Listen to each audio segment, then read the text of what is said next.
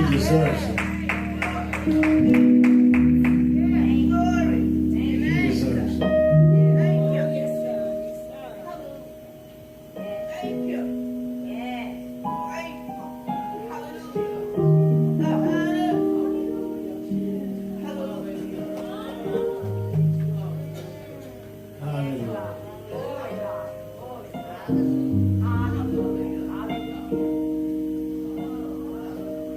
Always receiving more than I deserve.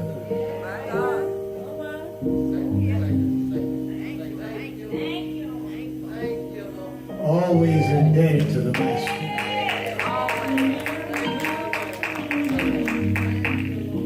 Never worried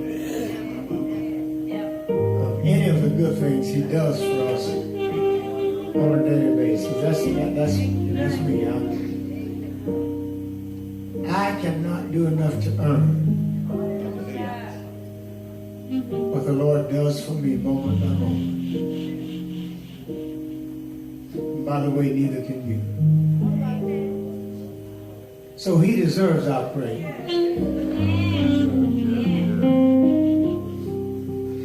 Just imagine if we praise God as much as we complain about our situation. How much farther ahead would all of us be? Because one thing the devil cannot stand, he cannot stand your praise. You don't want to be in a house where you're constantly praising God. You don't want to be in the car with you when you're constantly praising God. You don't want to be in your classroom when you're constantly praising God. When you think about how He deserves our praise, we should wake up with praise on our lips, praise in our hearts, racing to assemble with other saints of God who wants to join us in praise.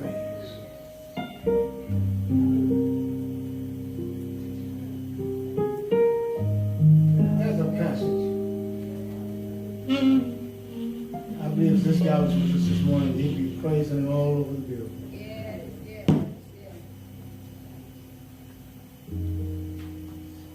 Such familiar passage. I'm going to read a few verses from Matthew 9, beginning at verse 18. Very familiar. In fact, it's so familiar, I'm almost embarrassed to read it.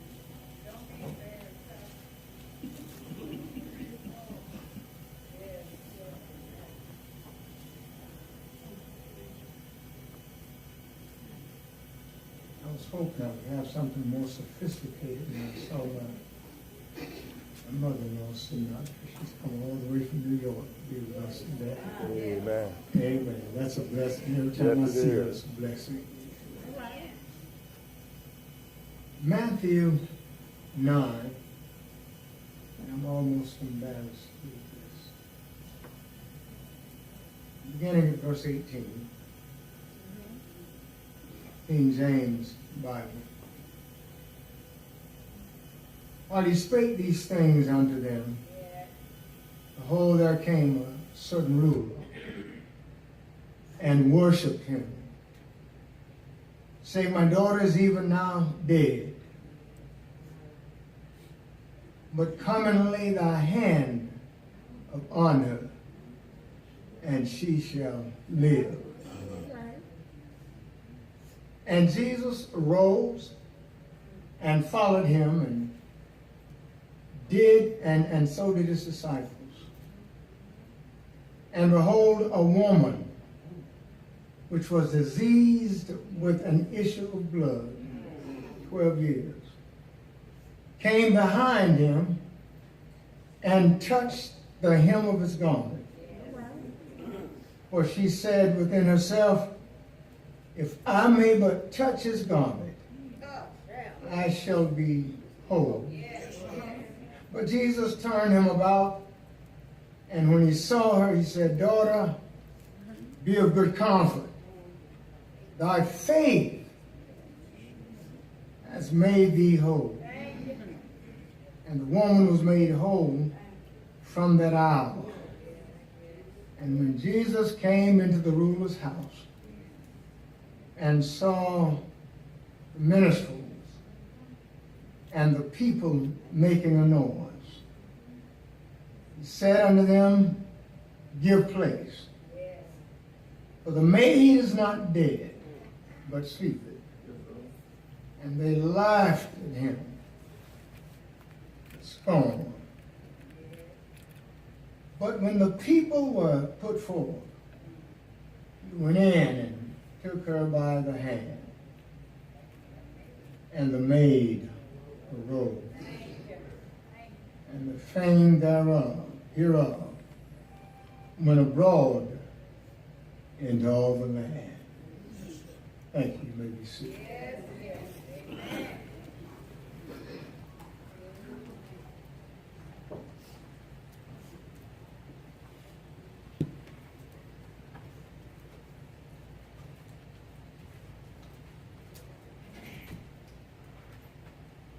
I want to talk about when the situation seems hopeless. When the situation seems hopeless. I don't know if anyone besides me has ever been in one of those situations where it appeared as though you were locked in and there was no lifeline coming in your direction. I don't know if you've ever been down and had no vision, no insight at all of how you would get up again. I don't know if you've ever had your back against the wall and it seemed as though you were stuck because there was no place to go, no way out of your situation. I don't know if you've ever stood by the bedside of a family member or a friend and the doctors had called the family in and have given them the bad news that there was no real hope of recovery.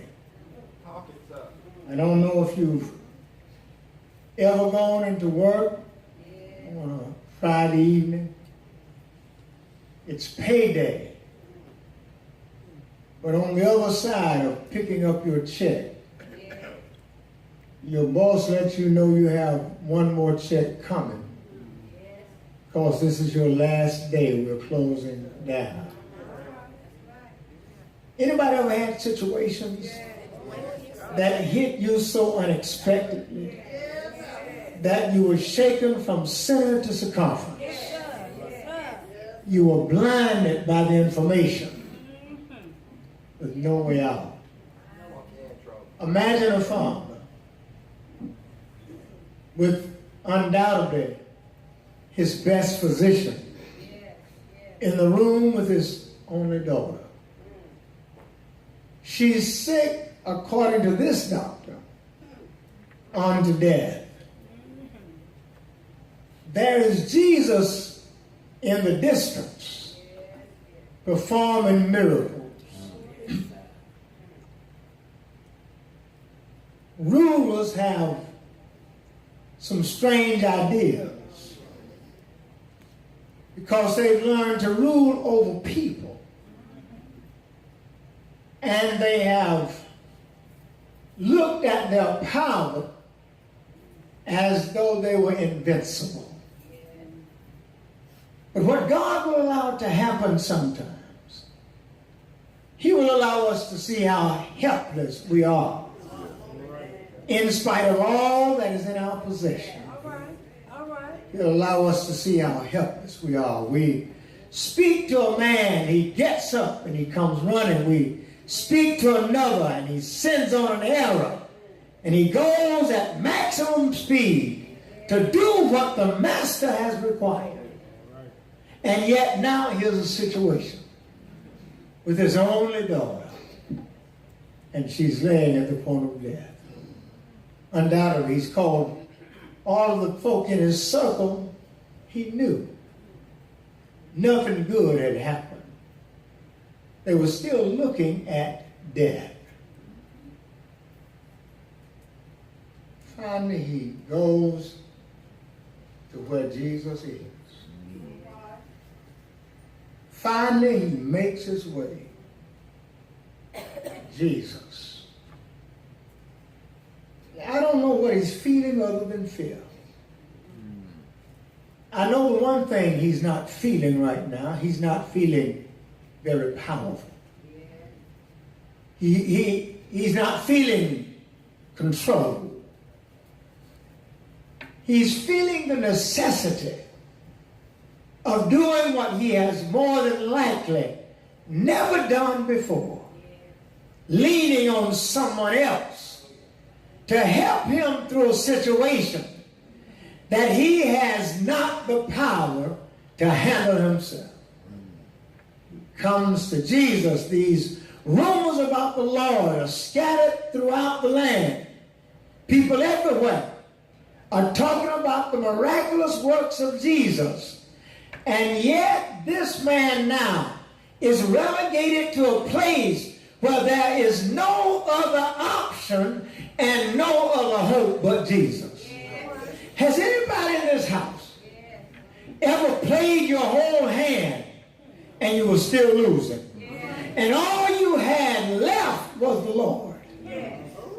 Finally, you submitted to him.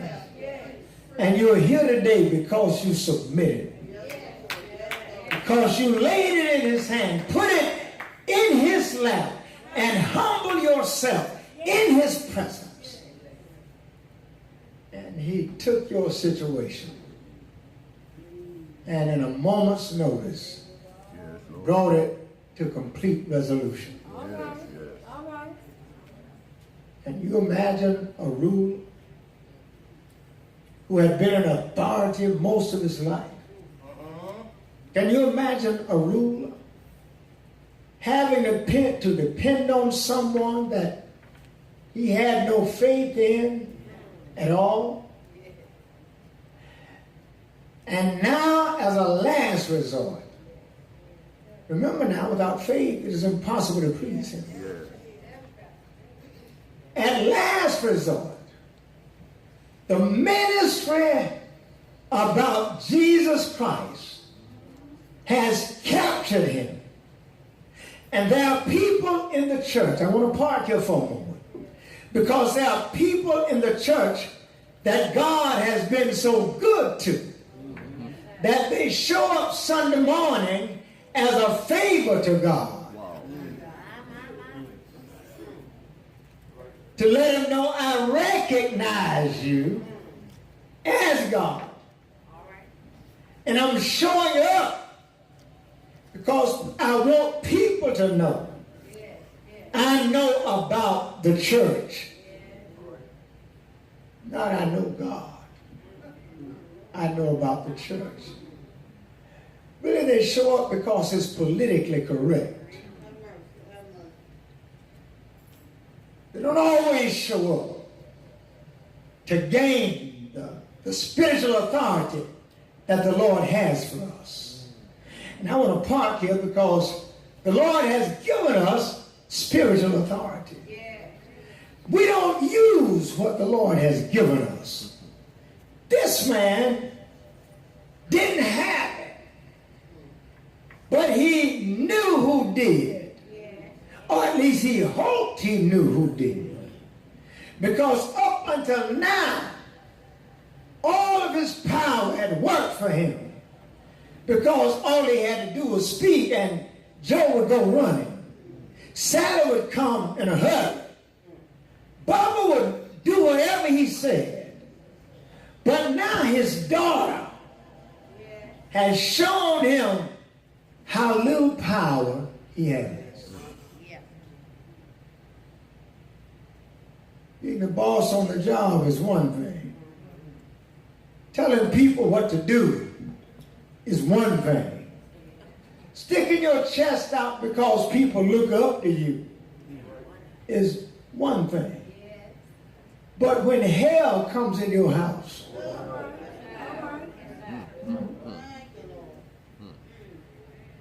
you can be a general over the army. Hell in your house makes you feel like a buck private. That's a 6 sleeve, no stripe. Makes you feel vulnerable because you're powerless to do anything about your own situation. You're powerless to do anything about what's going on in your house. You are powerless to help your own child. Now you've got to go to someone else whom you never believed in before. You've got to muster up enough faith, enough belief between your location and where the Lord is. You have got to convince you that this Jesus they talked about is able to do miracles, because my daughter does not just need something like that. My daughter needs a miracle. Sad situation is I need the miracle worse than my daughter.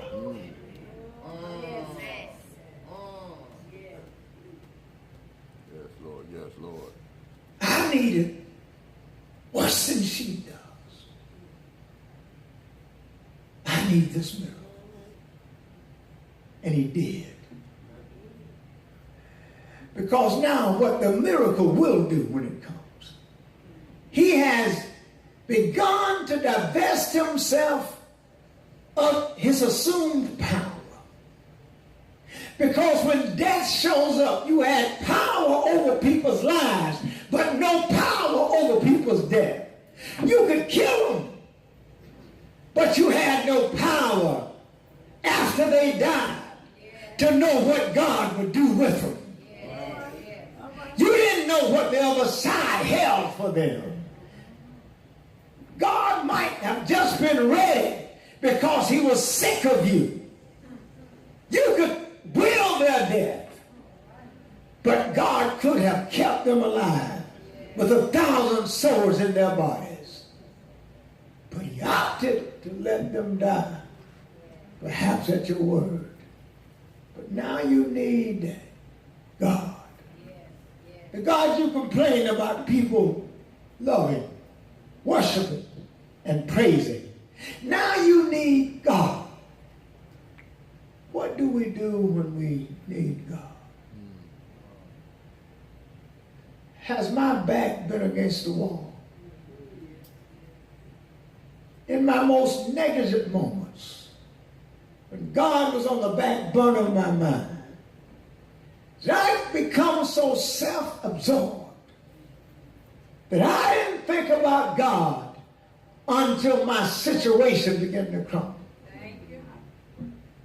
When I stood over men and women in the workplace and gave orders about what you're to do today. John, your job is to get this. Sally, your job is to get this. And you stood with your arms folded while they looked at you in your majestic moments in your mind.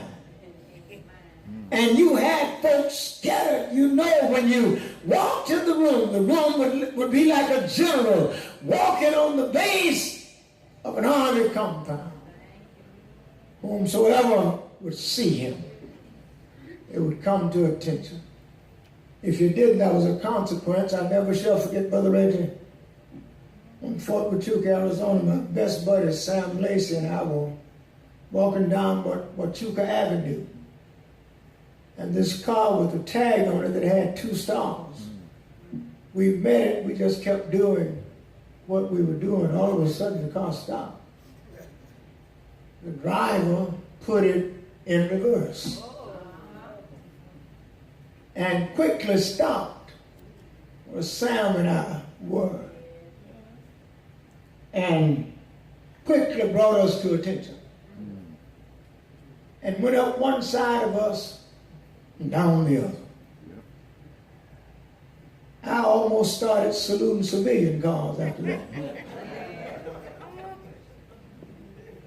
I had the privilege of being a little I'm letting Reverend McCall talk to Sam Lacey one night here. He'd gotten out of Bible study. Friendships last. Relationships. This man had no relationship with the Lord. This man had no tie to Jesus. Many folk who show up at church on Sunday mornings, Tuesday, Wednesday nights, and at sundry times, really have no relationship often with the Lord. They have more of a relationship with their pastor or preacher than they do with the Lord. But there's no salvation in the man of God. He's the teacher of salvation. He's the encourager of people to get saved. This man, undoubtedly, the Bible doesn't give it to us who told him about Jesus. The Bible doesn't tell us about, I know somebody who can help you in this situation.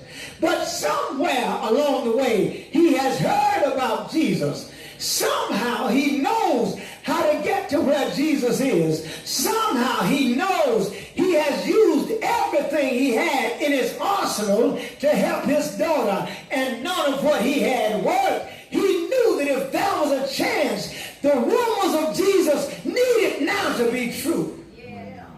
All of these rumors, all that he's heard, all about Lazarus, all about the blind, all about the dead, he now can take a chance because it's all he has left.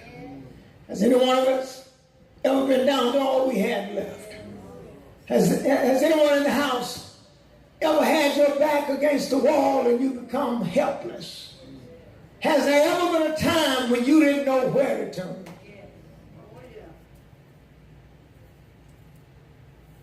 Been in church all your life. Did you ever come to the place where you understood you didn't really know Jesus? Because it was a 2-hour thing, and about 45 minutes into the service, we got fidgety and ready to run. We started looking at our watches because got too much on my plate today. I really don't have time to stay for the whole service, but I'm going to try. But we don't know what kind of situations we're going to bump into in the course of life.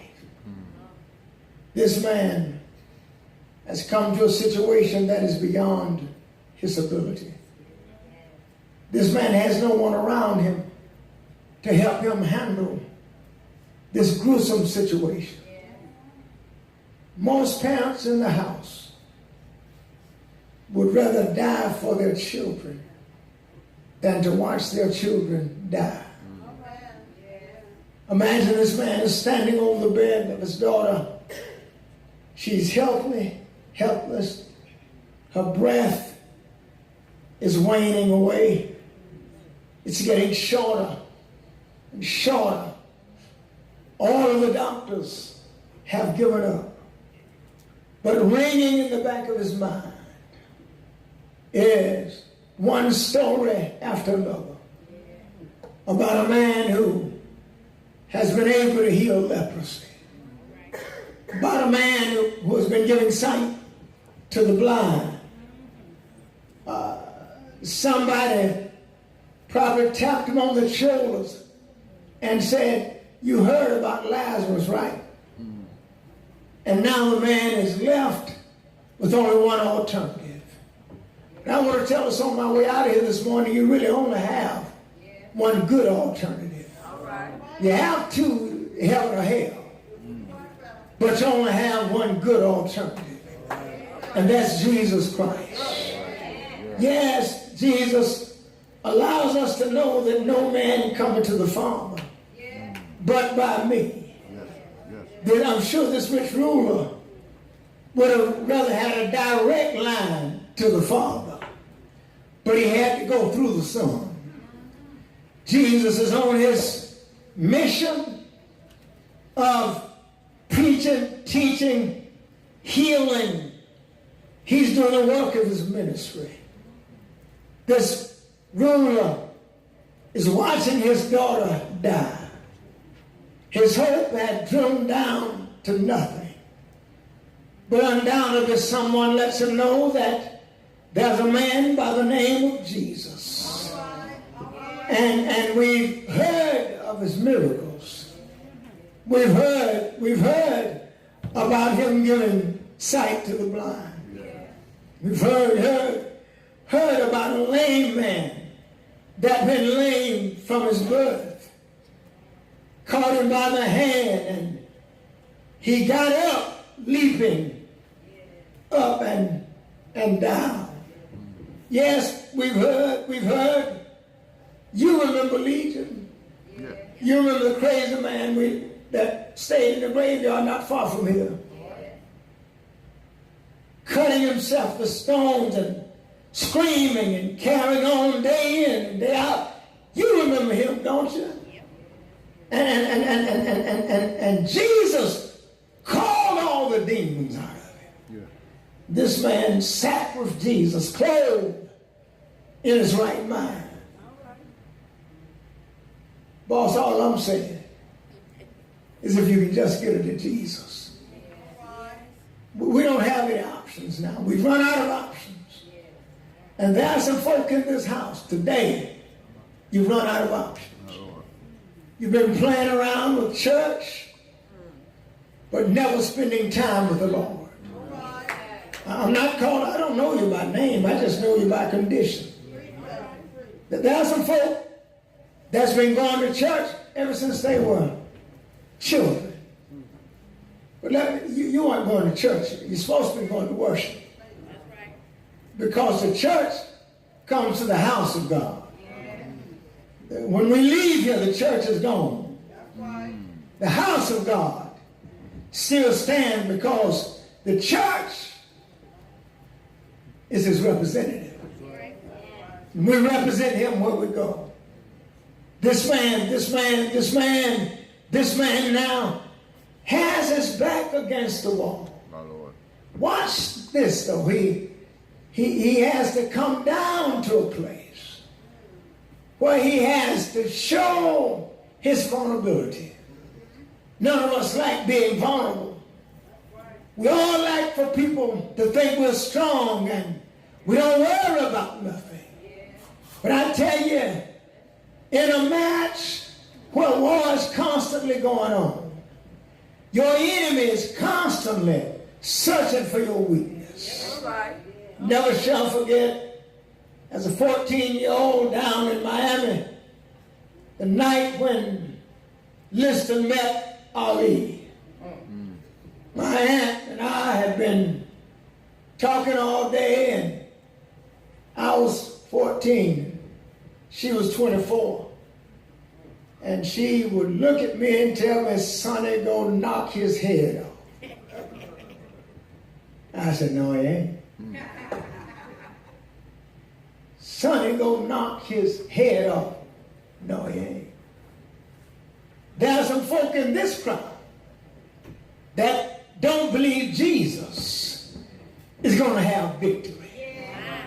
Some people in this crowd believe that the daughter is going to be the same when the man left as he was when he arrived. There are some who still don't believe in the power of our Savior. Then the man makes his way to Jesus, and undoubtedly he's reluctant. Undoubtedly he doesn't believe. There are folk who go to church, worship every Sunday. Sunday only, don't believe. Because they never catch a Tuesday night Bible study or a Wednesday night Bible study to help them believe. Everything they get is across the pulpit. There's a difference in a sermon and a Bible study. Oh yes. This man is thinking about one thing. He's thinking about the salvation of his child. He's thinking about Jesus, and if he can save her.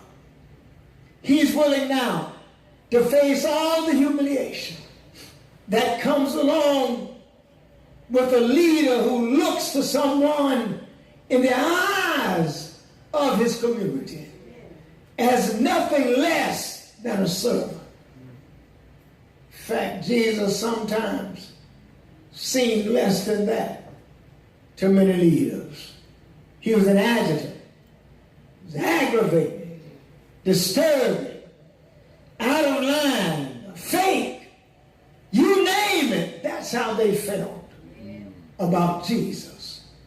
But this man is in a last hope situation. Now, I don't know if there's anyone in the house today who's ever been down. Who had left was God. Because you leaned on mom and dad so much. They told you last time, baby, this is the last time. You knew that going to them wouldn't help you. This man has used everything else he had. But now the time has come. When he begins to run to where Jesus is.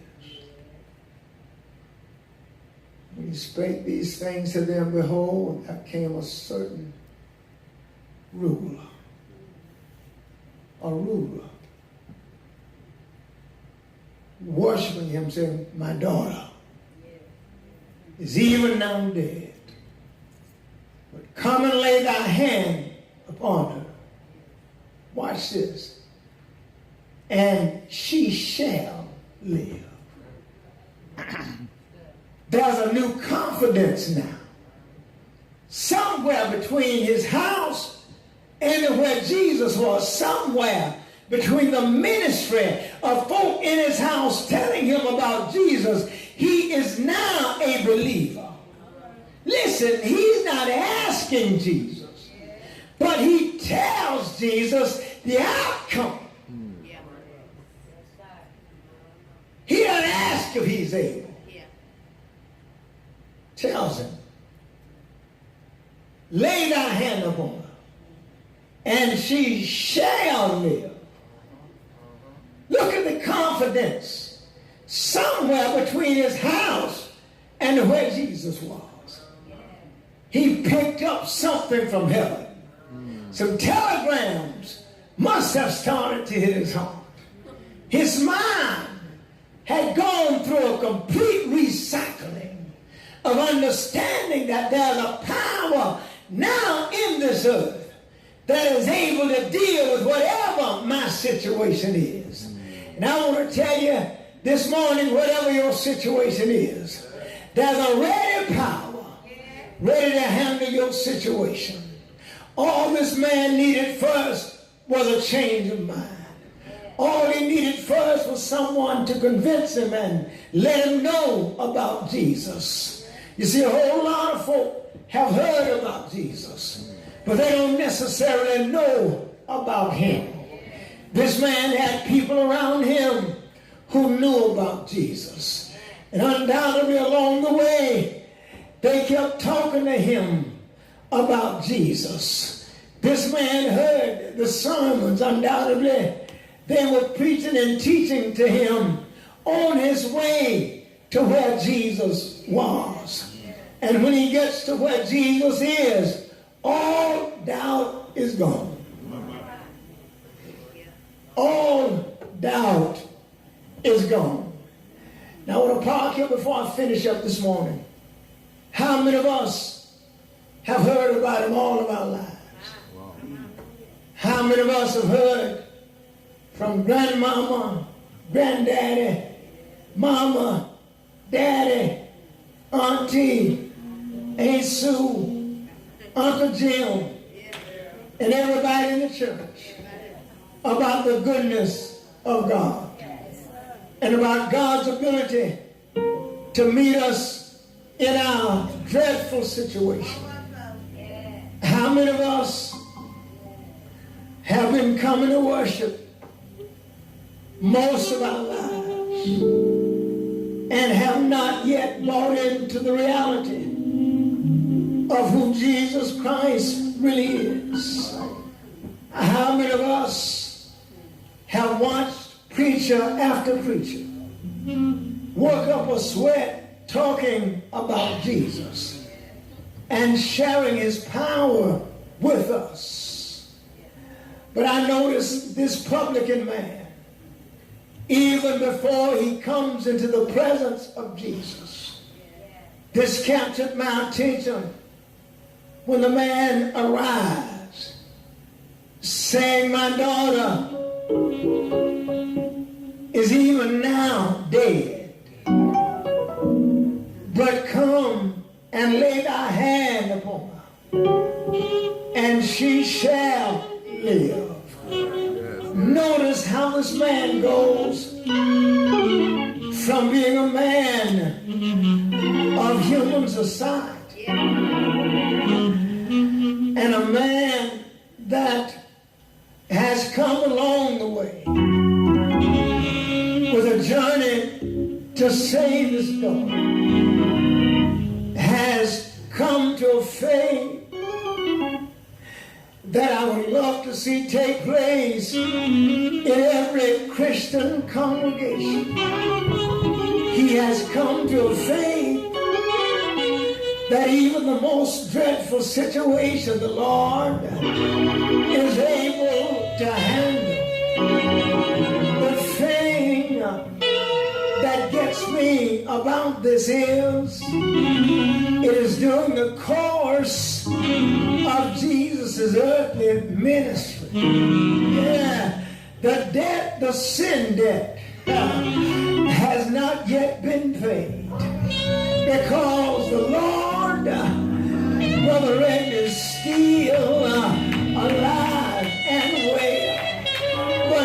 But what we understand, he is the incarnate God. And though he's powerful in his way, he's able to meet this man in his condition of fear and helplessness. Well, I don't know what you're going through. I don't know what your situation is. I don't know how many times Satan has knocked you down this week. Only two you had. The Lord have mercy to get you up again. I don't know how long your path is, but I want to tell you one thing. I know a man. Oh, excuse me.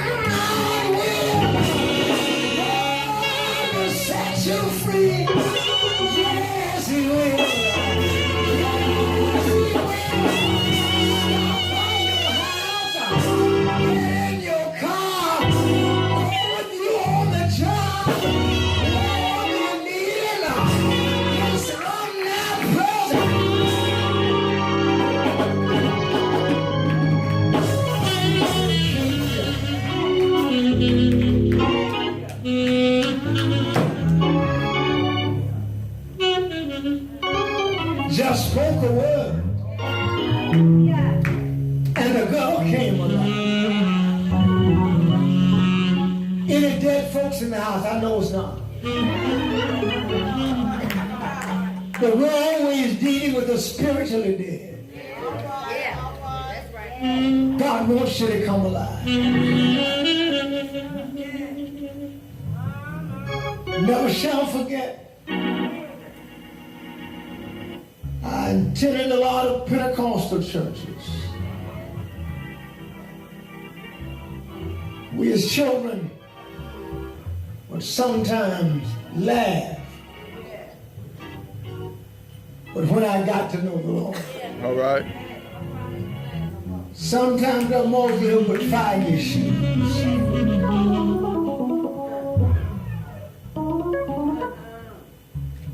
When your situation seems helpless, just remember God is always there. Always. If there's someone in this house this morning